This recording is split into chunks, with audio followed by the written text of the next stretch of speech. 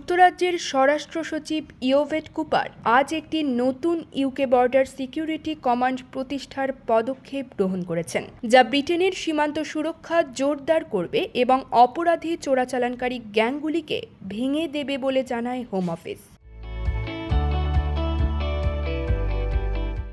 জটিল এবং চ্যালেঞ্জিং পরিবেশে কাজ করার জন্য এই ফোর্স গঠন করা হচ্ছে। এই ফোর্সে সিনিয়র স্তরের পুলিশ কর্মকর্তা, গোয়েন্দা এবং সামরিক বাহিনী হতে অফিসার নিয়োগ করা হবে বলে ব্রিটিশ সংবাদ মাধ্যমের প্রতিবেদনে জানা যায়। আসন্ন সপ্তাহ হতে নতুন কমান্ডো ফোর্সে লোক নিয়োগ শুরু হবে বলে জানিয়েছেন স্বরাষ্ট্র সচিব।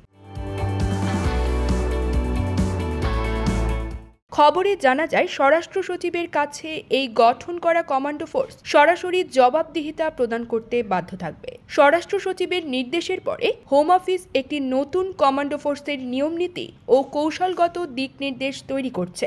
সংগঠিত অভিবাসন অপরাধ মোকাবেলায় শক্তিশালী ব্যবস্থা চালু করতে প্রাথমিক আইনও প্রস্তুত করা হচ্ছে। ন্যাশনাল ক্রাইম এজেন্সির মহাপরিচালক গ্রেম বিগ্গার বলেন, স্বরাষ্ট্র সচিব মানব পাচারকারী ও চোরাচালানকারী অপরাধী চক্রকে ধরতে এবং তাদের ব্যবসায়ের মডেল ভাঙার জন্য কাজ করতে প্রস্তুতি নিচ্ছেন। তার পরিকল্পনা অনুযায়ী কমান্ডো ফোর্স পূর্ণ শক্তি নিয়ে মাঠে নামবে, যাতে ইংলিশ চ্যানেল জুড়ে অপরাধীদের মনোবল খুব দ্রুতই ভেঙে যাবে।